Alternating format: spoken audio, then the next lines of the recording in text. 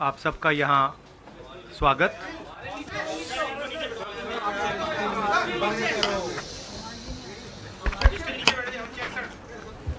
आ रही है बेटर। आप सबका यहाँ स्वागत। जैसे जयराम रमेश जी ने कहा, 4 घंटे हमारी कास्ट सेंसस पे चर्चा हुई, डिस्कशन हुआ और एक ऐतिहासिक निर्णय कांग्रेस वर्किंग कमेटी ने लिया है और यूनानिमसली लिया है। मगर मतलब कमरे में कोई ऐसा व्यक्ति नहीं था जिसने अपना पूरा सपोर्ट कास्ट सेंसस का जो कॉन्सेप्ट है उसको नहीं दिया। तो काफ़ी खुशी की बात है। हमारे यहाँ चीफ मिनिस्टर्स बैठे हैं। हमारे चीफ मिनिस्टर्स ने भी डिसीजन लिया है कि वो भी राजस्थान में, कर्नाटक में, छत्तीसगढ़ में, हिमाचल में कास्ट सेंसस को आगे बढ़ाएंगे। तो अंग्रेजी में बोल दूँ?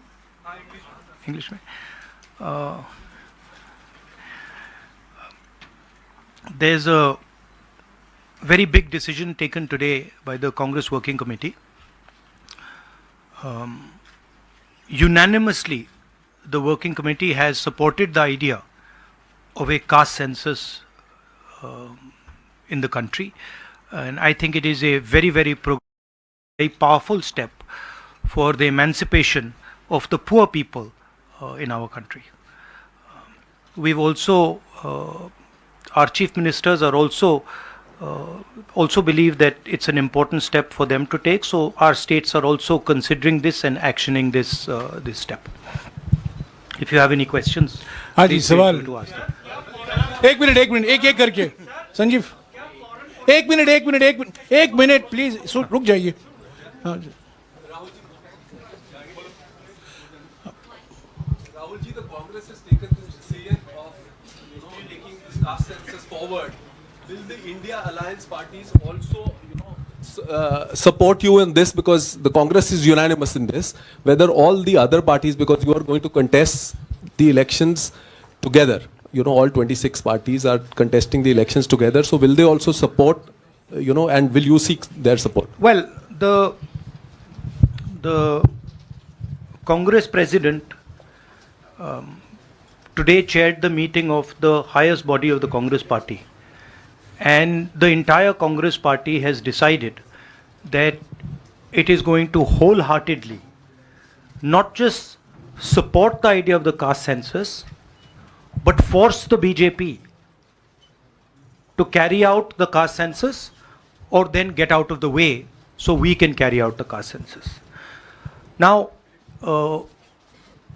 most of the parties in the India Alliance are unanimous that the caste census should be implemented. There might be a few who might have a slightly different position, and that's fine. We are quite flexible. We are not a fascist system. We are quite flexible. If somebody has a slightly different opinion, there's no problem. They can have that opinion. But I am confident that the vast majority of the Indian Alliance is going to support and push the idea of the caste census. हाँ जी madam. Hindi में बोल देता हूँ। आपका सवाल था कि क्या इंडिया अलायंस भी कास्ट सेंसस को सपोर्ट करेगी, तो मैंने कहा कि देखिए, कांग्रेस प्रेसिडेंट ने हमारी जो सबसे बड़ी डिसीजन मेकिंग बॉडी है उसमें निर्णय लिया है कि हम कास्ट सेंसस को इम्प्लीमेंट करेंगे। सिर्फ ये नहीं, मगर ये भी डिसीजन लिया है कि हम बीजेपी पर दबाव डालेंगे और उनसे करवाएंगे। अगर उन्होंने नहीं किया तो फिर उन्हें परे हो जाना चाहिए, क्योंकि देश कास्ट सेंसस चाहता है। अब जहां तक इंडिया अलायंस की बात है, मैं जानता हूं कि काफ़ी पार्टी इंडिया अलायंस में इस निर्णय का समर्थन करेंगी। एक दो पार्टी हो सकती हैं जिनकी राय थोड़ी अलग हो। हमारे लिए कोई प्रॉब्लम नहीं है, क्योंकि हम कोई फैशिस्ट सिस्टम नहीं है। मगर ज़्यादा से ज़्यादा पार्टियां इस डिसीजन को पूरी तरीके से सपोर्ट करेंगे। हाँ जी मैडम। राहुल जी मैं पूनम एक मिनट मैडम बोलिए। अच्छा, अगर आपका सवाल सुनिए, अगर आपका सवाल गहलोत जी से है या बघेल जी से या किसी हमारे चीफ मिनिस्टर से, उनका नाम पहले ले लीजिए प्लीज। राहुल जी, मैं पूनम हूँ, अमर उजाला से। इधर मैं ये आपसे जानना चाहती हूँ कि राजस्थान ने कल रात को ही जातीय जनगणना को लेकर अपना जो रुख है वो साफ कर दिया है। आज से 5 राज्यों का चुनावी बिगुल बच गया है। तो क्या ये माना जाए कि ये 5 राज्य जो हैं वो कांग्रेस का लिटमस टेस्ट होंगे भारतीय जनता पार्टी के ऊपर दबाव बनाने के लिए कि वो जातीय जनगणना कराएं? देखिए, ये जो आपके शब्द हैं लिटमस टेस्ट, ये केमिस्ट्री में चलते हैं, ये राजनीति में नहीं चलते हैं। हमारी सिंपल सी बात है, हम सब ने निर्णय ले लिया है कि हिंदुस्तान के भविष्य के लिए कास्ट सेंसस जरूरी है। एक कास्ट सेंसस के बाद एक नया डेवलपमेंट का पैराडाइम खुलेगा और हमने निर्णय ले लिया कि हम ये काम करेंगे। तो ये मैं आपको आज बता रहा हूं कि कांग्रेस पार्टी इस काम को पूरा करके ही छोड़ेगी। और याद रखिए, जब हम वायदा करते हैं, हम उस वायदे को तोड़ते नहीं हैं। हाँ सुनील, एक मिनट सुनील, प्लीज, एक मिनट रुक जाइए। सुनील,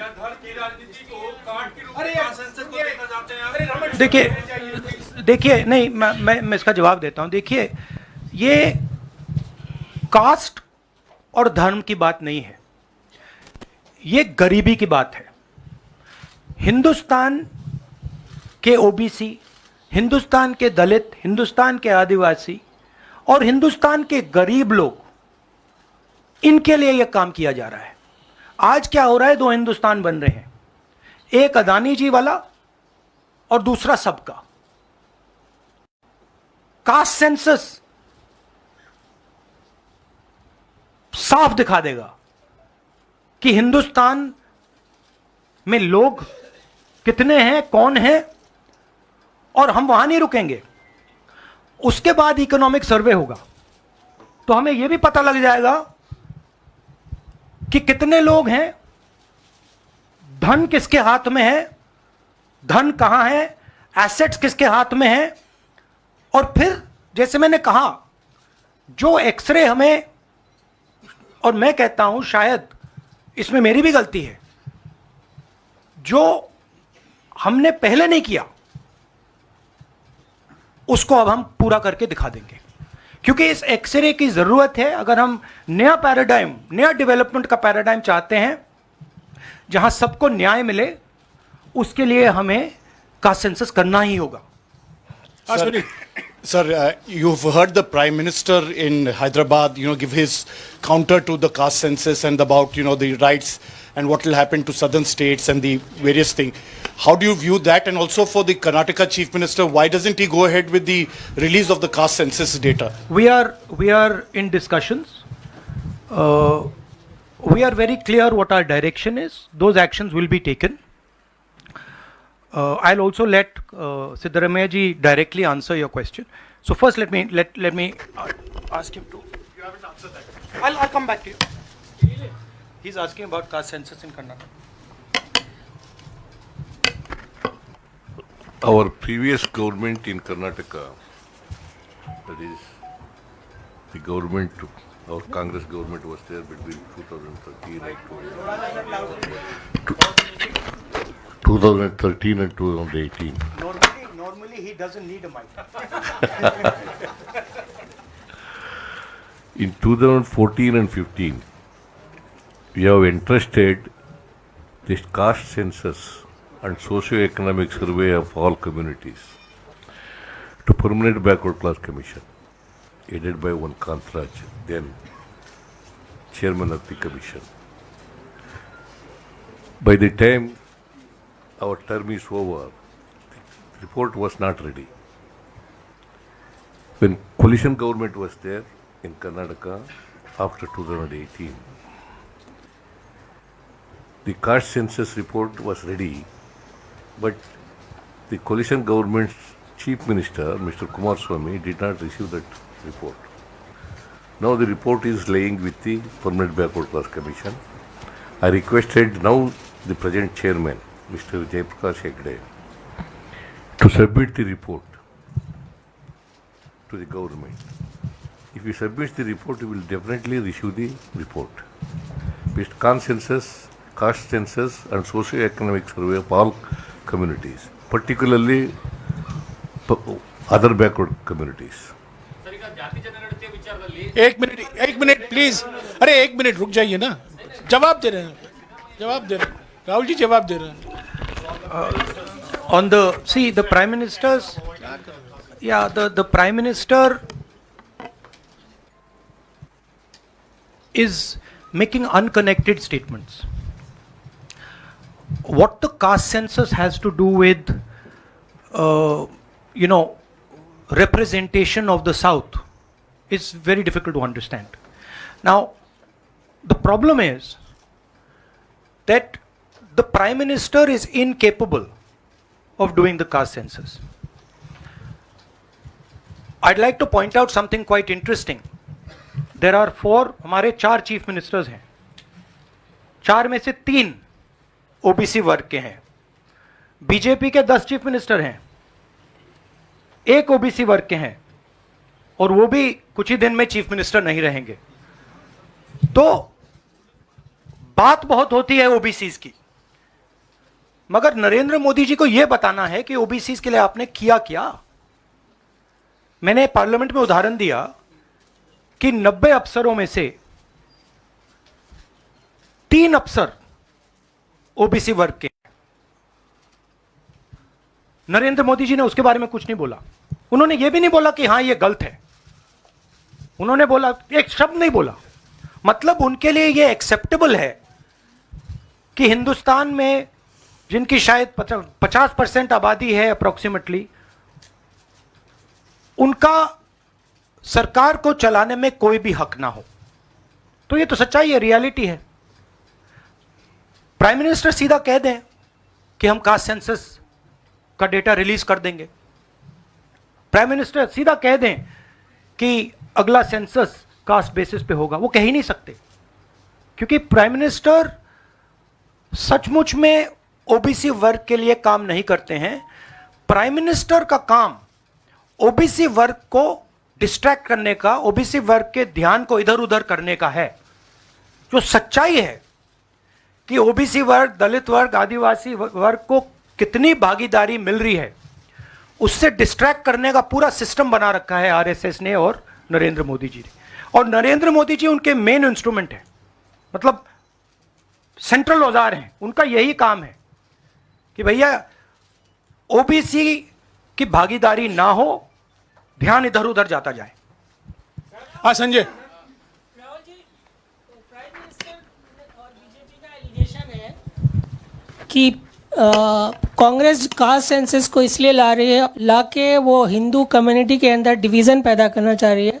और ये राजस्थान में उन्होंने रैली में ये बात कही कि ये कास्ट सेंसस का मतलब कांग्रेस का एडवोकेसी का, राहुल गांधी का एडवोकेसी का यही लक्ष्य है. हमारा लक्ष्य, जैसे मैंने कहा, हमारा लक्ष्य है कि एक्सरे होना चाहिए. किसी को चोट लगती है, अस्पताल में पहला काम होता है, भैया देखिए एक्सरे कराते हैं, पता लगाते हैं क्या है, सच्चाई क्या है. हमें लग रहा है कि हिंदुस्तान में जो भागीदारी ओबीसीज की होनी चाहिए, दलितों को होनी चाहिए, आदिवासियों की होनी चाहिए, हमें लगता है कि वो उनको नहीं मिल रही है. सस्पिशन है. अब हम सिर्फ ये कर रहे हैं कि हम एक्सरे कराना चाह रहे हैं, देखना चाह रहे हैं कि क्या ये सच्चाई है इसमें या नहीं. नरेंद्र मोदी एक्सरे कराने से क्यों डर रहे हैं? इसमें लोगों को बांटने की बात नहीं है. इसमें जो हक लोगों का है उनको देने की बात है. अब मुझे यह बात समझ नहीं आ रही कि हिंदुस्तान के जो प्रधानमंत्री हैं एक्सरे क्यों नहीं करा रहे हैं, एक्सरे करने से क्यों डर रहे हैं. और जहां भी जा रहे हैं आप नोटिस कीजिए, कहीं ना कहीं डिस्ट्रैक्ट करने की बात कर रहे हैं. कभी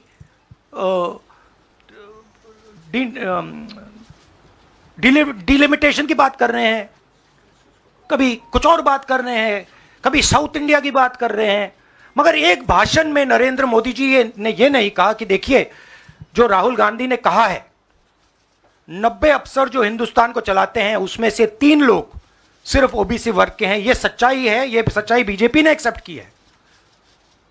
और उनको सिर्फ 5% बजट पर कंट्रोल है। यह प्रधानमंत्री अपने भाषण में नहीं बोल पा रहे हैं। क्यों? क्योंकि उनका लक्ष्य कुछ और है। उनका लक्ष्य डिस्ट्रैक्शन का है। और आप देखना, डिस्ट्रैक्शन करने के बहुत और तरीके निकालेंगे आने वाले समय में। एक के बाद एक डिस्ट्रैक्शन करने के तरीके दिखेंगे आपको। राहुल जी 1-2 सवाल और ले सकते हाँ हैं? जी। हाँ मौसमी। राहुल जी ये पूछना चाह रहे थे कि जिस तरह से प्रधानमंत्री नरेंद्र मोदी कह रहे हैं, कहा जा रहा है कि कांग्रेस के लिए ये बहुत ज़्यादा नुकसानदेह होगा क्योंकि जो बची कुची अगड़ी जाति कांग्रेस के साथ है वो चिटक जाएंगी। तो पॉलिटिकली आपको लगता है कि ये कांग्रेस के लिए नुकसान वाला सौदा है? ये हमारा पॉलिटिकल डिसीजन नहीं है, ये न्याय का डिसीजन है, ये हिस्सेदारी का डिसीजन है। इसमें कोई पॉलिटिकल कैलकुलेशन नहीं है। हम हिंदुस्तान का जो मैस है, जो 50, 60, 70, 80% हिंदुस्तान की जो आबादी है, उसकी हिस्सेदारी की बात कर रहे हैं। और वो हिस्सेदारी देकर ही हम रहेंगे। ये हमने निर्णय ले लिया है। आप देख लेना, जैसे मैंने कोविड के बारे में बोला था, चाइना के बारे में बोला था, अब मैं बोल रहा हूं कास्ट सेंसस होगा और हिंदुस्तान के गरीबों की जो हिस्सेदारी बनती है वो उनको मिलेगी और वो काम कांग्रेस करके दिखाएगी। अजय। राहुल जी, आपने कास्ट सेंसस के बाद इकोनॉमिक सर्वे की बात कही है, वो क्या इकोनॉमिक सर्वे स्टेट में भी होगा क्या, कांग्रेस रूल स्टेट में? एक चीज़। और दूसरा, आपने पार्लियामेंट में कहा था कि आपके पास जो कास्ट सेंसस का डेटा है वो आप अनाउंस करेंगे अगर सरकार नहीं करती है तो। नहीं, तो मैंने आप ये नहीं कब बोला। करेंगे? देखिए हमारे पास कास्ट सेंसस का डेटा नहीं है क्योंकि कास्ट सेंसस का डेटा हिंदुस्तान की सरकार के पास है। तो ये मैंने कभी नहीं बोला है। मैंने ये बोला कि हिंदुस्तान की सरकार के पास कास्ट सेंसस का डेटा है, हिंदुस्तान की सरकार को उस डेटा को रिलीज कर देना चाहिए। और अगर हिंदुस्तान की सरकार उस डेटा को नहीं रिलीज करेगी तो जब हमारी सरकार आएगी पहले दिन हम उस डेटा को रिलीज कर देंगे। हाँ रवि। सवाल, आपने जो इकोनॉमिक सर्वे की बात की है, देखिए सवाल क्या है। सवाल यह है, पहला सवाल जो कास्ट सेंसस से क्लियर हो जाएगा, इस देश में कितनी आबादी किसकी है, ओबीसी की कितनी है, दलितों की कितनी है, आदिवासियों की कितनी है, बाकी लोगों की कितनी है, पहला सवाल। दूसरा सवाल, देश का जो धन है, देश के जो एसेट्स हैं, क्या वो इन लोगों के हाथ में भी हैं या नहीं? देश के एसेट्स में ओबीसी की कितनी हिस्सेदारी है, दलितों की कितनी हिस्सेदारी है, आदिवासियों की कितनी हिस्सेदारी है, देश के इंस्टीट्यूशंस में आदिवासी कितने, ओबीसी कितने, दलित कितने? मैं आपसे पूछ लेता हूं, इस कमरे में दलित कितने हैं? देखिए, ये मजा देखिए, इस कमरे में ओबीसी कितने हैं? हाथ उठा के दिखा दीजिए, देखिए मजा। नहीं, वो आप कैमरामैन है भैया, आपकी बात नहीं कर रहा हूं, मैं इनकी बात कर रहा हूं। तो यह सवाल है, हिंदुस्तान के इंस्टीट्यूशंस में ओबीसी कितने, दलित कितने, आदिवासी कितने? यह सवाल हम पूछ रहे हैं। इंस्टीट्यूशंस के बारे में पूछ रहे हैं, धन के बारे में पूछ रहे हैं, एसेट्स के बारे में पूछ रहे हैं और आबादी के बारे में पूछ रहे हैं। राहुल जी रवि। इधर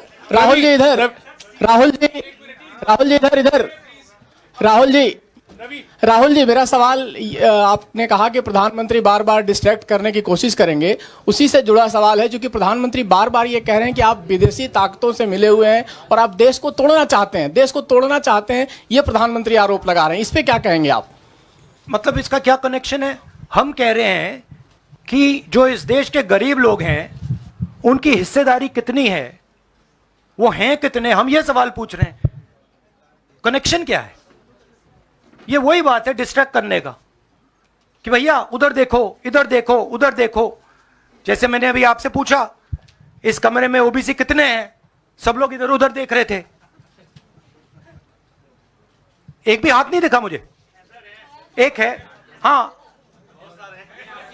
भैया मेन ये है, ये मेन है यहाँ पे ना एक आदिवासी है, ना एक दलित है, ना एक ओबीसी है, तो सवाल उठता है। अब मैं ये नहीं कह रहा हूं, नहीं मैं ये नहीं कह रहा हूं, सवाल पूछना जरूरी है, मैं सिर्फ सवाल पूछ रहा हूं। उसके बाद डेटा के बाद क्या किया जाएगा उसके बारे में हमने अभी डिस्कशन नहीं किया, मगर हम एक ऐतिहासिक सवाल पूछ रहे हैं। हिस्सेदारी में ओबीसी वर्ग को कितना मिल रहा है, दलित वर्ग को कितना मिल रहा है, आदिवासी वर्ग को कितना मिल रहा है, बाकी लोगों को कितना मिल रहा है, यह हिस्टोरिकल सवाल है। और इससे हिंदुस्तान की जो आगे आने वाले का जो इकोनॉमिक मॉडल होगा, पॉलिटिकल मॉडल होगा, इसी बेसिस पे बनेगा। धन्यवाद, शुक्रिया। फाइव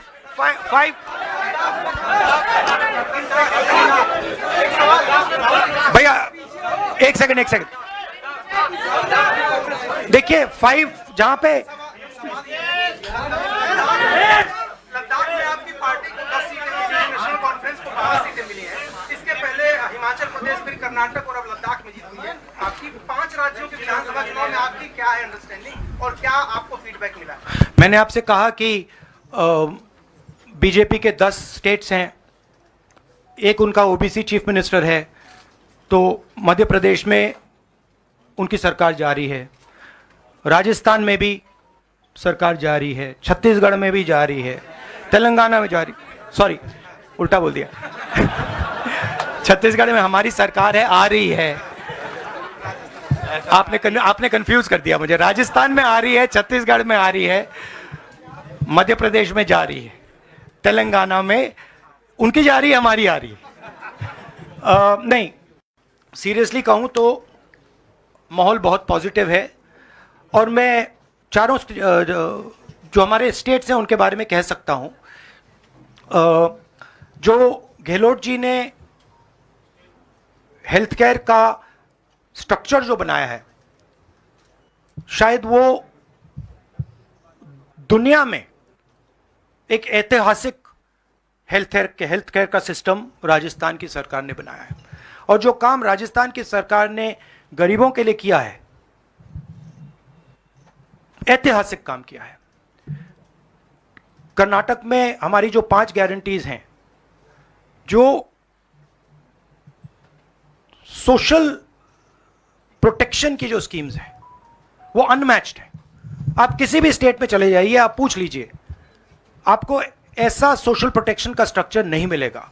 छत्तीसगढ़ में जो किसानों के साथ हमारे चीफ मिनिस्टर ने किया, जो उनको धान के लिए दाम मिलता है, सबसे ज़्यादा मिलता है हिंदुस्तान में। जो कनेक्टिविटी उन्होंने बनाई है, जो हमारे छोटे छोटे डिस्ट्रिक्ट्स में मैन्युफैक्चरिंग यूनिट्स लगवाए हैं, जो ऐतिहासिक काम किया है। और अगर सुक्खू जी के बारे में समझना चाहते हैं तो जब हिमाचल को चोट लगी तो उनका रिस्पॉन्स जो था, जमीनी रिस्पॉन्स, लोगों के बीच में जाकर रिस्पॉन्स, वैसा रिस्पॉन्स शायद मैंने तो पहले नहीं देखा है। तो हमारी जो 4 सरकारें हैं अच्छा काम कर रही हैं। मुझे लगता है हम इन चुनाव में बहुत अच्छा करेंगे। मिजोरम में मैं अभी जा रहा हूं, काफ़ी पॉजिटिव माहौल है और जनरली लोगों में गुस्सा है। 1-2 कारण हैं, बेरोजगारी, महंगाई और जो इनइक्वालिटी बढ़ती जा रही है कि अदानी जी जैसे लोग अमीर होते जा रहे हैं, देश के पूरे एसेट्स उनके हाथ पड़ रहे हैं, और किसान हैं, मजदूर हैं, वो गरीब होते जा रहे हैं। ये सबको दिख रहा है। तो इसलिए हम प्रिपरेशन कर रहे हैं। कास्ट सेंसस हमारा फाउंडेशन है, मगर जो राजस्थान में इन्होंने हेल्थ केयर के लिए किया, वो हम नेशनल लेवल पे करने की सोच रहे हैं। जो किसानों के लिए ये कर रहे हैं, जो इनका सोशल सिक्योरिटी का स्ट्रक्चर है, वो हम इसको नेशनल लेवल पे इंप्लीमेंट करने की प्लानिंग कर रहे हैं। हमारी सोच है कि जो नरेंद्र मोदी जी और बीजेपी ने नफरत, हिंसा और डर का विजन दिया है, हम देश को मोहब्बत, रिस्पेक्ट और भागीदारी का विजन दें। और मुझे लग रहा है कि देश का जो मूड है वो बिल्कुल बदल चुका है, और ये बात अभी बीजेपी वालों को समझ नहीं आई है, मगर कुछ ही दिनों में उनको आस्ते आस्ते ये बात समझ आ जाएगी कि जो उन्होंने देश के साथ किया है, जो उन्होंने नफरत फैलाई है, जो उन्होंने इंस्टीट्यूशंस पर आक्रमण किया है, लोगों को डराया है, धमकाया है, नफरत फैलाई है, वो इस देश को अच्छा नहीं लगा है। तो ये मुझे लग रहा है। आप सबका बहुत बहुत धन्यवाद। नमस्कार।